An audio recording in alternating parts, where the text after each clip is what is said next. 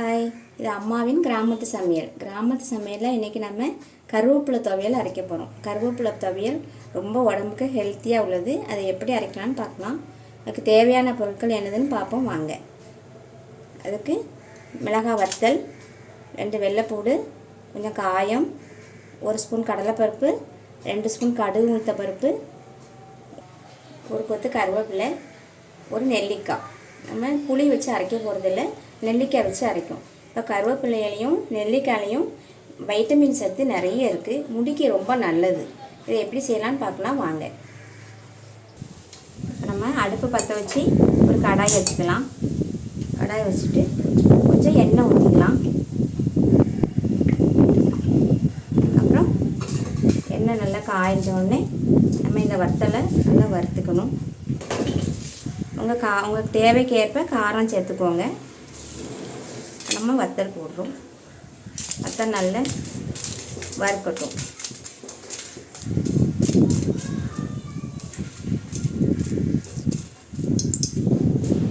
இந்த நெல்லிக்காய் துவையல் தயிர் சாதத்துக்கு தொட்டுக்க சூப்பராக இருக்கும். எண்ணெய் நல்லா பொரியட்டும்.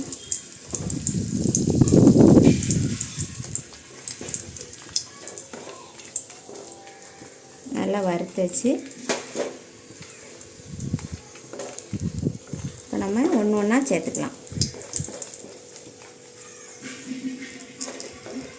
2 ஸ்பூன் கடுகு உளுந்தம்பருப்பு, கூட கொஞ்சம் உளுந்து சேர்த்துக்கோங்க, டேஸ்ட்டாக இருக்கும்.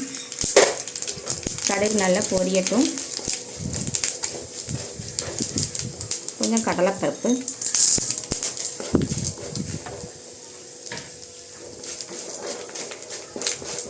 அவ்வளோதான். இதை மட்டும்தான் நம்ம வறுக்க போகிறோம். கருவேப்பிலையை நம்ம வதக்க போகிறது இல்லை, நம்ம அதை பச்சையாகவே வச்சுக்கலாம். அப்போ தான் நமக்கு அதில் உள்ள சத்து முழுமையாக நமக்கு கிடைக்கும். இனி நம்ம இது ஒரு பிளேட்டில் மாற்றிக்கிடுவோம். இப்போ நம்ம பிளேட்டில் மாற்றிட்டோம். நெல்லிக்காய் கட் பண்ணி வச்சாச்சு, கருவேப்பிலையை ஊறி வச்சுருக்கோம். இதுக்கு தேவையான அளவு நம்ம உப்பு போட்டுக்கலாம். போட்டாச்சு. இப்போ இதை எல்லாத்தையும் நம்ம மிக்சியில் அரைச்சிக்கலாம். நான் இப்போ அம்மியில் தான் அரைக்க போகிறேன். அம்மியில் அரைச்சிட்டு வரேன். இப்போ நம்ம துவையல் அரைச்சி எடுத்துகிட்டு வந்துட்டோம். இந்த தயிர் சாதமும் இந்த துவையலும் வச்சு சாப்பிட்டா சூப்பராக இருக்கும். அதில் இது நம்ம குழம்பு தாளிக்கும் போது கருவேப்பிலை போட்டு தாளிப்போம். அதை நம்ம எடுத்து தூர போட்டுட்டு தான் முதல்ல சாப்பிடவே ஆரம்பிப்போம்.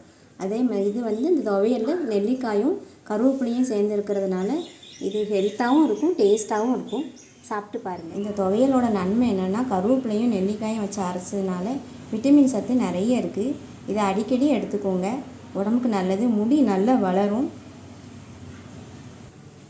இதில் ரத்த ஓட்டம் சீராக, இதை சாப்பிட்டா ரத்த ஓட்டம் சீராக இருக்கும். இந்த துவையல் கெட்டியாக அரைச்சதுனால 2 நாளைக்கு இது கெட்டே போகாது, சூப்பராக இருக்கும்.